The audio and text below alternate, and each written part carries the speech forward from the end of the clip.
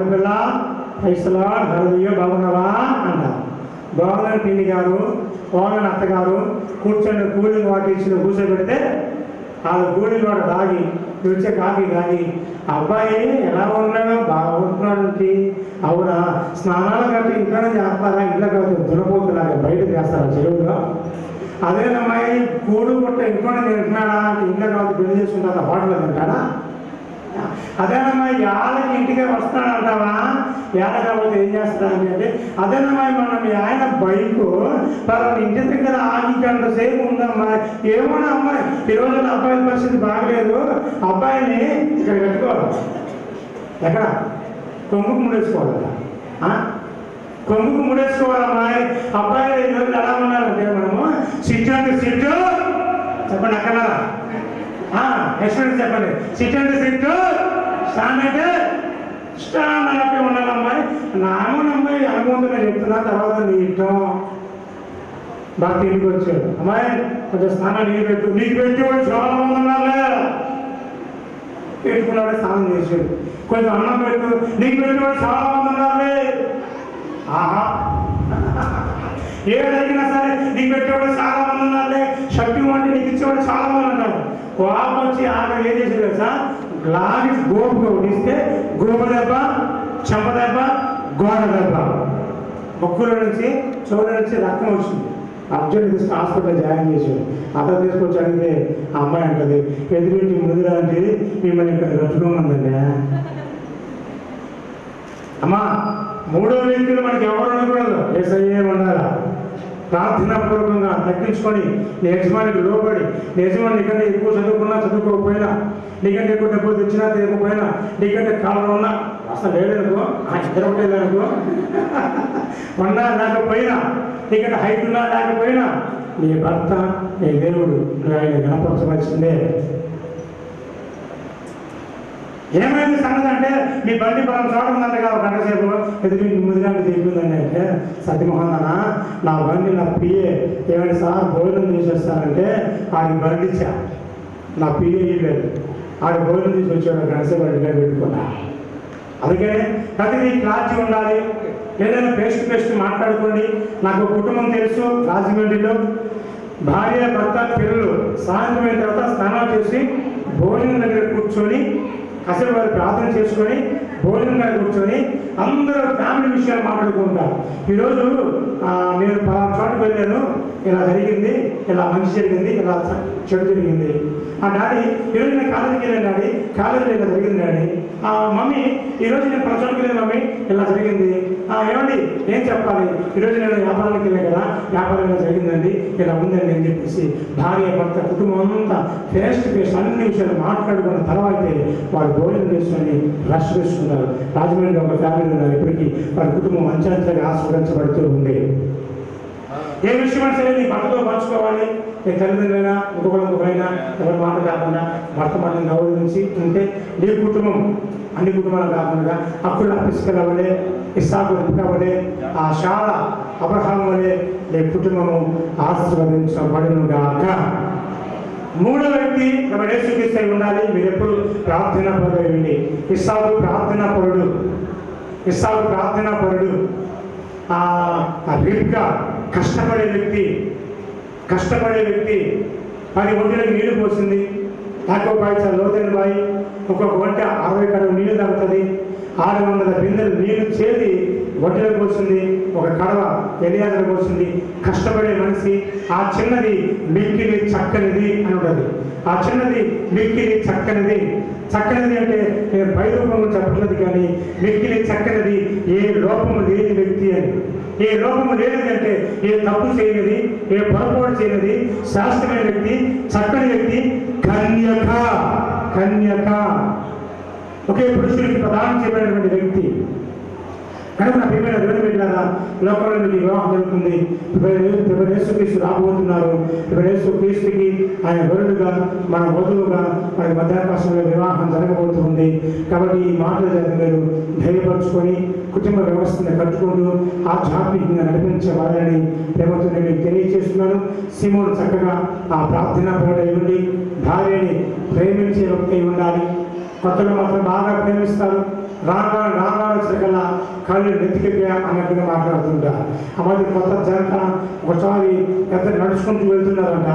నడుచుకుంటూ వెళ్తుంటే భార్యకి కాళ్ళు ఏదో వచ్చిందంట, ఒక రాయో ఏదో. అబ్బా అన్నాడు. ఏమైందని కాళ్ళు పైకి లేపి ఎత్తి చూసి, అబ్బా జాగ్రత్త అమ్మా రామ్మా నేను నడిపిస్తారా అని నెమ్మది నడిపించుకుంటూ చేతిలో చేయి కాళ్ళు వేసుకుంటా నడిపించుకుంటూ వెళ్ళాడంట. ఒక 6 నెలలు గడిచిన తర్వాత అమ్మాయి ఎదురు కట్టుబడి పడిపోయిందంట. ఏమన్నా ఏమే కళ్ళు నెత్తికెక్కినాయా కింద తీసుకురావచ్చుగా అన్నాడు. అదేవిధంగా ఇలా ప్రేమ ఎంతవరకు 3-4 లక్షలు అయిపోయింది.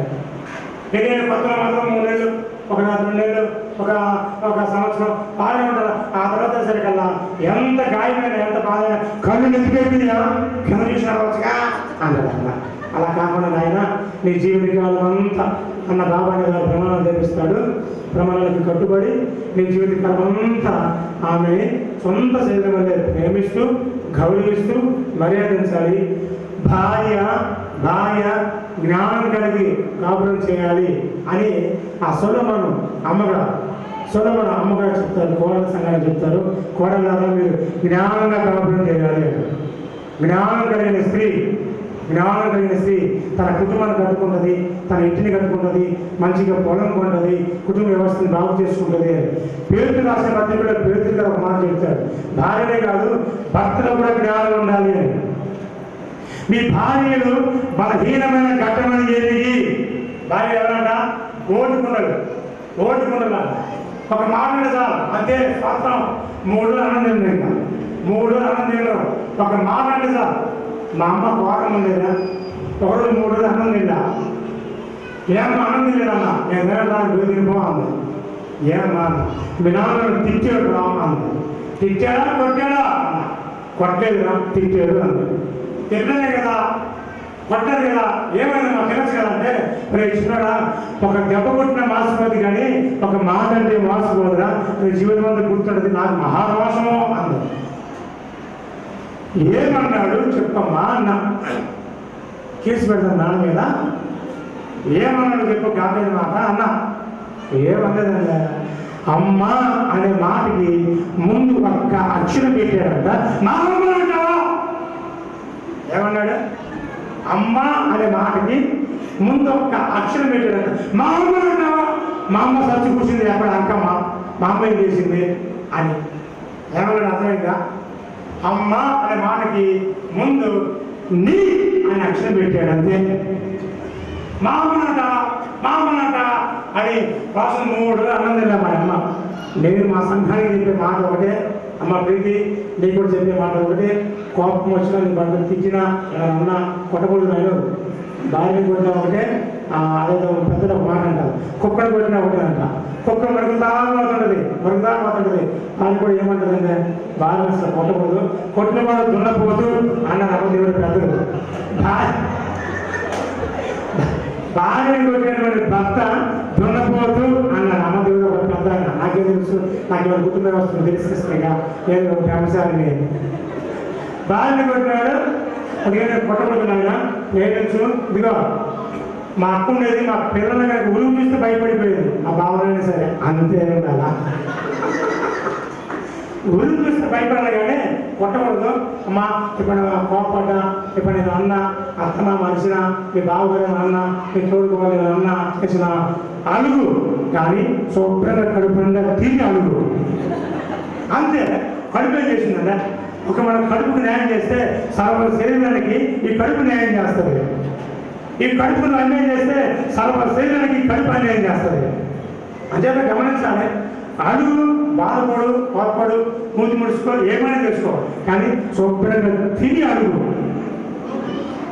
అదే అంతే కదా శుభ్రంగా వండింది ఫస్ట్ వండే ముందు వేసేస్తున్నాడు. ఒకరు ఉప్పు సరిపోయిందా, కారం సరిపోయిందా, మసాలా సరిపోయిందా తెలియదా? గత 20 ఏళ్ళగా 30 ఏళ్ళగా 40 ఏళ్ళగా వంటలు చేస్తారు. ఇంకా ఉప్పు కారాలు చూసి దాన్ని ఏ బయటికి వెళ్ళి మరి పాస్టర్ ప్రత్యేకంగా ఫస్ట్ పాస్టర్గా అంట.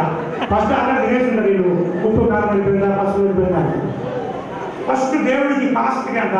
అరగ ముందు అయిపోయింది ఒక పాట ఒక యానివర్సరీ చేస్తారు.